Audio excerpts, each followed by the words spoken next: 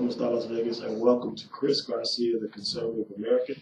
I'm here today with my good friend Blu Baker, who is going to have a show soon on Radio Tribune, and he's going to talk to you today about Cobra and other things. Blu, how you feeling today? Yeah, thanks, Chris, and welcome to the show, folks. My name is Lou, but the show is going to be called Cobra, and there's several reasons for calling it Cobra. First of all, you may not be aware that the federal government has a program called Cobra. And what that does, it allows for insurance coverage for individuals who either lose their job voluntarily or involuntarily. And we're not going to go into it in too much depth today, only to alert you to the fact that there is an alternative to Obamacare. Thank God that we have that opportunity to at least carry on where our people are being cared for. That's the most important thing, is to make sure that we have continued coverage without going through 2 years of study and research to find a program that will be acceptable. This is something that we can do now because it's part of the federal program.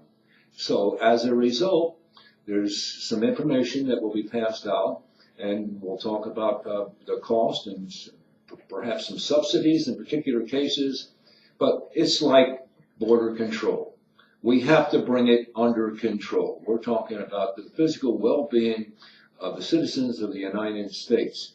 Now, Chris, you can probably tell more about some of the difficulties with Obamacare than I can. Yes, it's a disaster. For one, healthcare should never be a mandate. That should never be.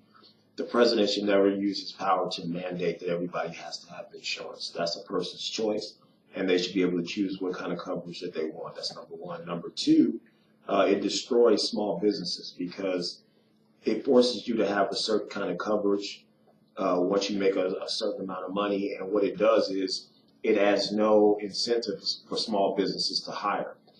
These are all personal decisions that people and businesses should be able to make. The federal government should never intervene and have a mandate what kind of insurance your business or people that work at your business should have. That's a disaster, for one. And the premiums, eventually it's going to fall back on the taxpayers. The premiums are going up 100, 115, 120% in certain states because not enough people are signing up. And we always knew that was going to happen. So now the insurance, the money is falling back on the people, the taxpayers, to have to fund Obamacare. So it's a socialist program. The president should never mandate personal insurance for people to have to have. It's ridiculous. That sounds like we live in Cuba or Russia or something like that. It's crazy. It should never happen. Well, with Cobra, it's voluntarily. You don't have, absolutely. It's not a mandatory program. You get the chicken food. You get to choose the program that fits you best. And again, this is something that is already a federal program that we just need to investigate a little bit more to make sure that everybody that needs the coverage gets it. And, the problem here in America today is that we have so much fraud. And hopefully we can avoid unnecessary costs by eliminating the fraud. Now, the fact that Cobra is available means that maybe we don't have to worry about health care too much anymore, or at least until we find a replacement that's going to do the things that healthcare is supposed to provide. And yes, we definitely need it. And yes, we are the leaders of the world. But guess what? We have to get smarter. Thankfully, we have a president who's open to these options and who has said that he is our voice. He said, I am your voice. Now, we need to make sure that he gets to hear us, that he listens to what we have to say. And that's really where it's going to begin, is by getting this message out to him. And by doing the groundwork, it's not our job, because we're not presidential, we're not congressional delegates or affiliated with a particular political party. We are Americans, all of us. And we have to support our president. We must, because otherwise we're going to have chaos and confusion. all these distractions prevent him from doing his job. Stop it. Chris, elaborate. Absolutely, and what I try to tell people, and this has been going on, honestly, Republican and Democrat for the last 30 or 40 years, I'm not a conspiracy person. I don't believe in conspiracies, but what I do believe in, definitely there was a new world order, and I believe that came after the last war. It was formed in the 50s and 60s. It was an agreement amongst many banks and many world leaders, and what they were going to do basically is they were going to optimize the amount of money that banks, the World Bank, a lot of the most wealthy families all around the world were going to come together, and they were basically going to control the world market, not just financial, but as far as minerals, gold, silver, other things. They were going to control the world prices, and basically what they wanted to do was form a new world order in which they used cheap labor all around the world. The United States was going to be the leader in that. And they didn't understand why we wanted to have open borders. Those were rules and laws that were signed into existence under NAFTA. It was going to be under the TPP. The New World Order wants open borders. That's exactly what they want. They want the flow of migration, cheap labor all around the world. The United States wanted that. They wanted their borders open so that we could get cheap labor from the Middle East, cheap labor from Asia, and of course, cheap labor from Mexico. That's what we wanted, the flow of goods and services and people. We wanted the borders open. Those are future voters, which the Liberal Party was going to use, the Democratic Party. They were going to issue them Social Security cards. They were going to sign them up to vote. Of course, we have illegals voting at record numbers. That was proven in the last election, and that's what they want. They're coming from third world countries. Basically, Mexico is a third world country. Those people are starving down there if you've ever been down there. If you come to the United States and you get a job and a Social Security card, you feel like your life has improved, your life has gotten better. But what they don't understand is what that's doing to the quality of the American life. Americans are used to making a living wage. When you have somebody that will come over the border and work for $7, $6, $7, $8 an hour, you are lowering the living wage for most Americans who are not going to work for that wage. They're not going to work for $6, $7, $8 an hour. They want a living wage.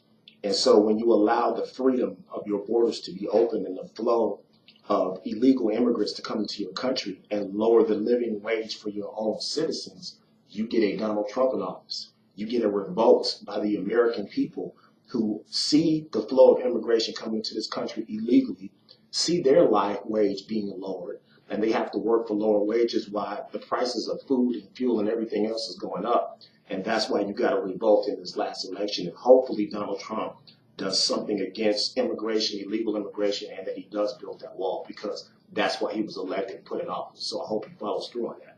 Well, Chris, you put forth a couple of great ideas and principles. And now I'm going to elaborate a little bit more on some of that.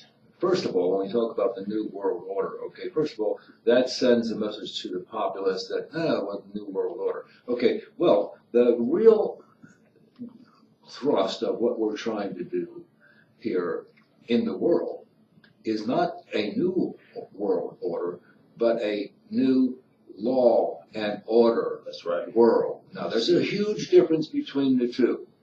We're saying law and order. Right. So when we talk about law and order, we also have to say, look, what's good for the goose is good for the gander.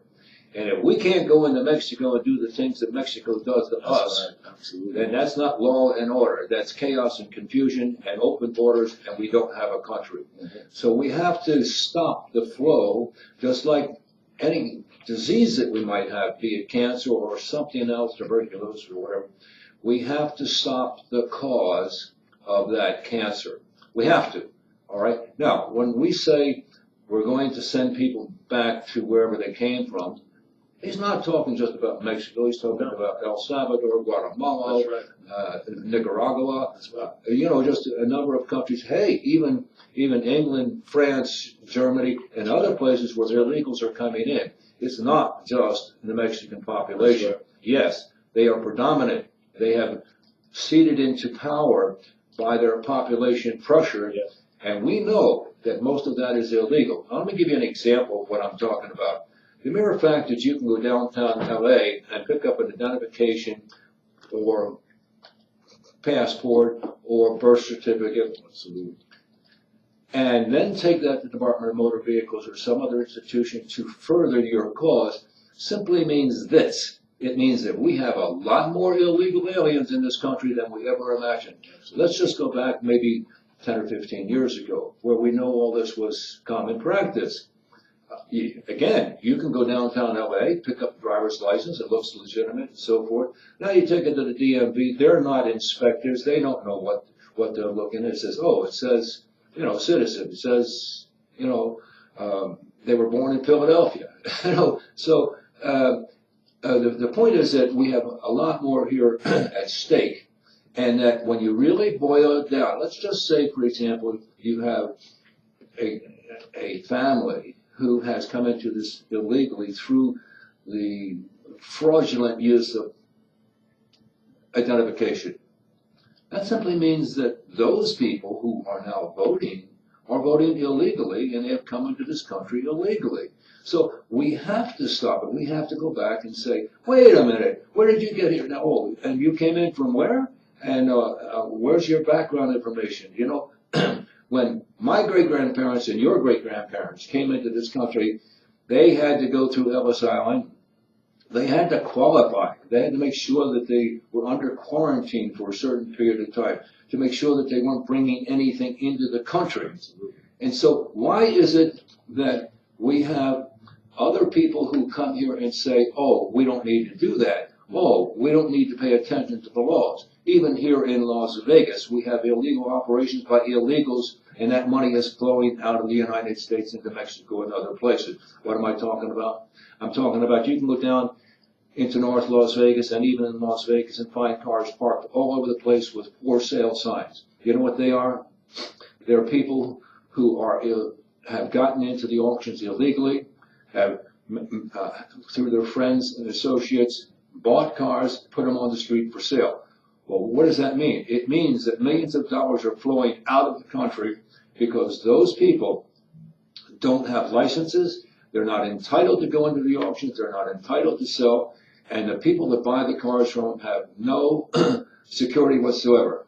They're selling them cars without smogs, they're selling them cars that are unsafe, and we are the ones that have to pay for that through the accidents and traffic situations that have been created. Look here just locally where the traffic and the accidents have increased substantially over the last year and a half to 2 years, ever since 70,000 people have gained licenses who had no real experience behind them, and now we have a lot of casualties as a result of that. And look at the traffic that is created and the traffic snares that have happened just by that. Think about it.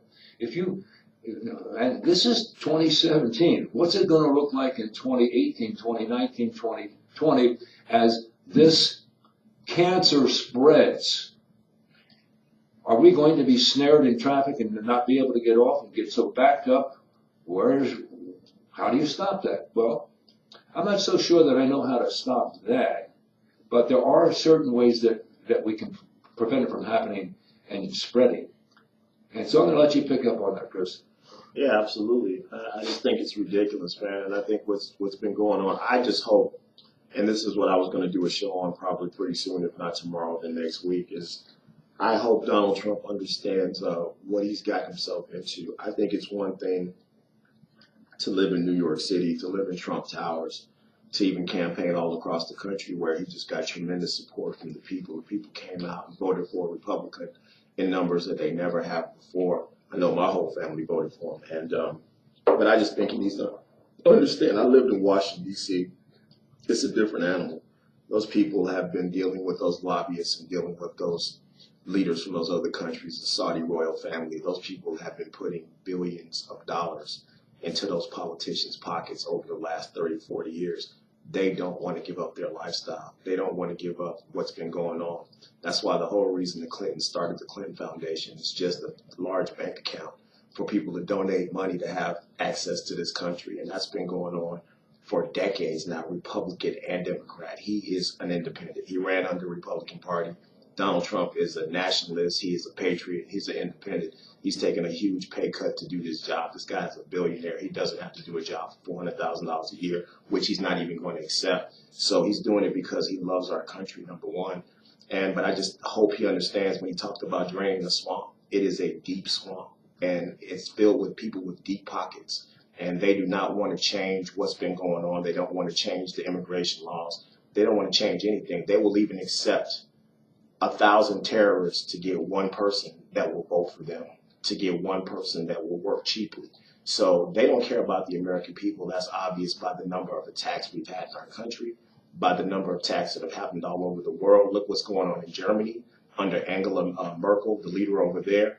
You know, they're letting in all these Syrians, and their terrorist attack numbers are going up. It's happening in France. It's happening in England. Luckily, England is waking up, and they're, voting more right-wing in their country, and they're voting to stop the flow of immigration in their country. But it's happening all over the world, and it was part of the New World Order. This is what they wanted. They wanted open borders all over the world. They actually want one currency in the world. That's why they created the euro, which is about to be dissolved now because Britain's about to leave the European Union. But that's what they wanted. They wanted one world order, one currency, no borders, no countries. They just wanted those few families, like the Rothschilds and then some of the other royal families all over the country. And the Clintons were trying to become a royal family. That's what they wanted. They wanted a dynasty. And they wanted these few families to basically, under the New World Order and the World Bank. And they also wanted to use the UN, which is really their army, the United States. That's really their black co-op army. And they wanted to use those three things to create a new world order. And the people woke up and the people saw what was going on. And it shocked the liberal media because they thought the people were stupid and were just going to sit back and accept what was going to happen to them. And they didn't. People woke up. They voted for Trump. They didn't say it because they didn't want to be criticized in their communities or on camera. But when they went in that voting booth, they voted for Donald Trump because he was speaking to them. Close our borders, make America first, bring America back, bring American jobs back, punish people for taking their factories overseas, and then you're going to turn around and sell your goods back to us? No. If you do that, you're going to be taxed like you never have before. And that's starting to make Carrier and Ford think about taking their plants to other countries. So that's why he's the right man at the right time for the job. But I hope he understands the job that's ahead of him because this has been going on for years and these people don't want to give up their power. Look, they don't. They don't want to give up their power. So. Well, Chris, you're right on the right track in terms of this world order. But let me highlight a couple of things that are going to happen. And now we do have a choice. We don't have to be part of the new world order, all right? We can be part of the Cobra Wars. Yes. Now, when I say Cobra Wars, we're not just talking about Medicare. We're not just talking about inverters and things like that. We're talking about actually making things happen as a unit. Now, every one of us is a unit, but combined, we make a force. And so that's what we have to do, is we have to combine our forces. Yeah. Now, when I say that, I'm going to go a little bit further and tell you exactly what we need to do. We've all heard about Russia and the implications and Putin and everything else. I'm going to tell you something. Those people are more aligned with us than we are with most of the other countries. And I'm not saying that Germany and Spain and a few of the others are not in that same ballpark, but we're talking about law and order. And when you have law and order, you must be able to enforce that. Yes. I want to ask you, who are the two greatest superpowers in the world today? The United States and Russia. There you go. The United States and Russia. And we are going to get together with Russia. Yes. That's a promise. Now, we see that both Putin and Trump have already kind of talked to each other, all right? But it needs to go beyond talk, because just like you said, if we're going to have law and order, we must have the power to enforce it. Well, okay, so why would that take place? Well, because we're both superpowers. That's number one. Number two, we have enough. I've been a little bit hesitant about bringing this out at this time, but I'm going to anyway. And you've heard talk about the monetary system and so forth, and that's true. Now, the Rothschilds have well established themselves. They have come together, but they also made a statement. They basically said, they who control the money also controls the politics. So when you talk about that and you say, okay, well, what has Russia and the United States got to offer that is going to change that? Well, again, Russia and the United States, and look, there's no secret. We're going back to the gold and silver. We're going back to gold and silver, okay? And collectively, the United States and Russia have more gold than anybody else in the world, okay? So we talk about the money. Now, or I will say, all right, well, okay, you got the gold, you got the power, you got the military, you got all of those things. How are you going to bring this together? The first thing that you do is you say, okay, we have to come together with them and make it clearly understood that this is the way it's going to be in Russia, this is the way it's going to be in the United States, and collectively we got each other's back. Now, others can join and become part of that, but initially it's going to be a bilateral program. Now, I have to bring up another subject, and I want you folks to answer this question. And if you have a different explanation than I do, you'll be the first ones in the world who's ever done that. But it gets back to not just the American citizen, but it gets back to men and women. And basically, men and women are equal to yet diametrically opposed.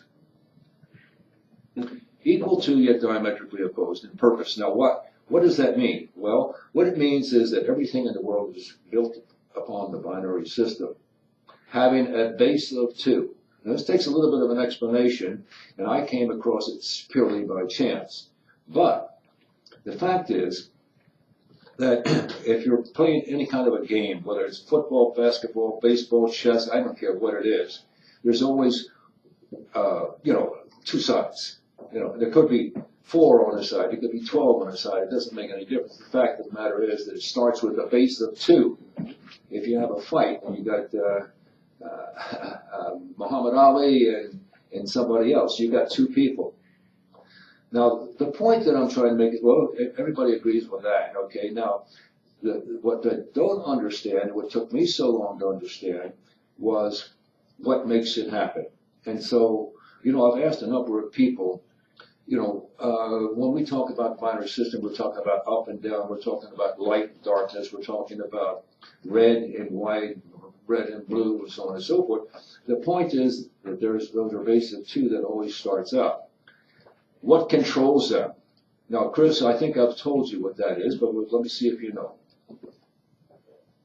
What controls? What makes it work?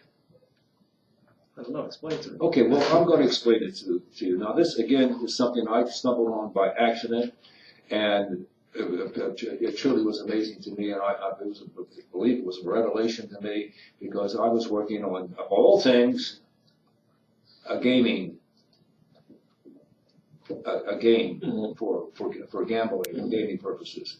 And I struggled this for over a couple of years. I had gone to Montana, and I was in the forefront of gambling up there, and we were dealing 21. We had poker and we had Keno.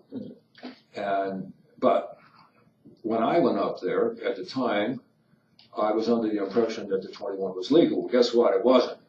And the sheriff came in one day and knocked on the door and said, "Hey, you take that out or we're going to jail."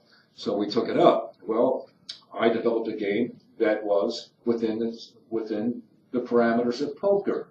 I called it poker roll. It really wasn't poker, but that's what I called it. You see, there's a lot of differences between, for example, I'll give you an example.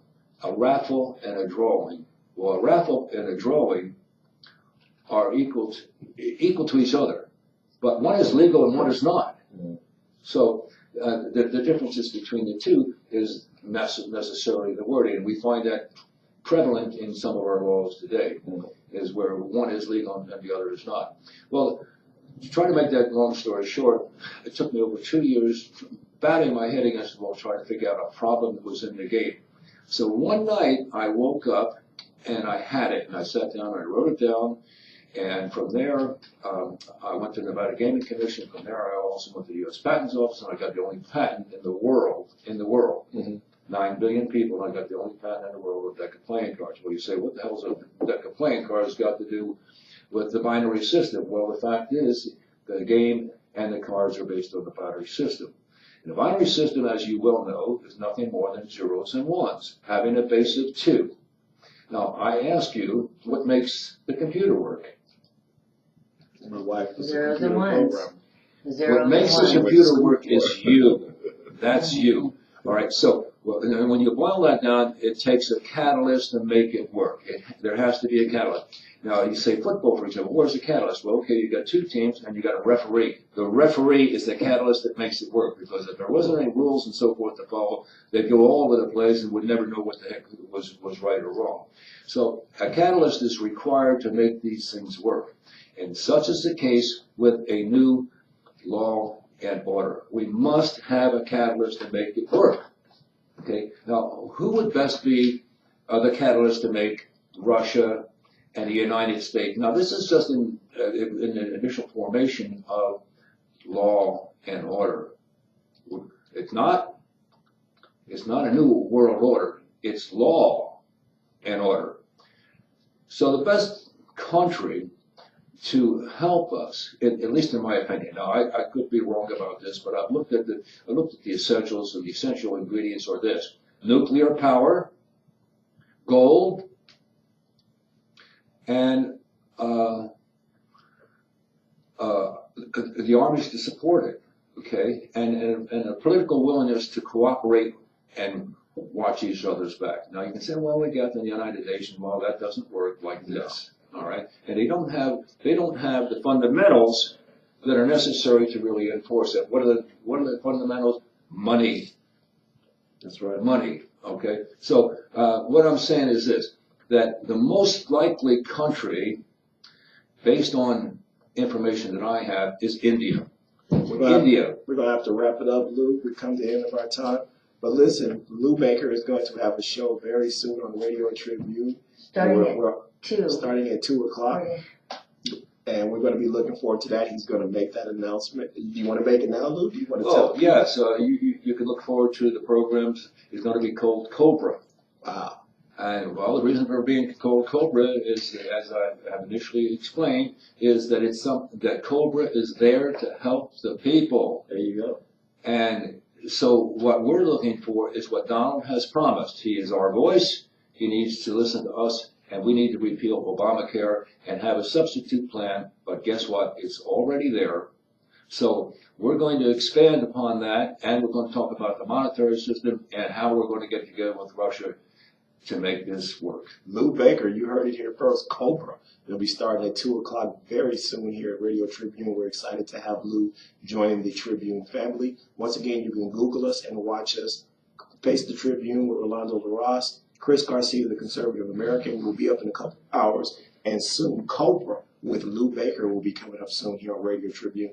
Exciting things here happening at the station. Thank you so much for watching. God bless America, our troops, and Godspeed to Donald Trump. See you tomorrow. And we off.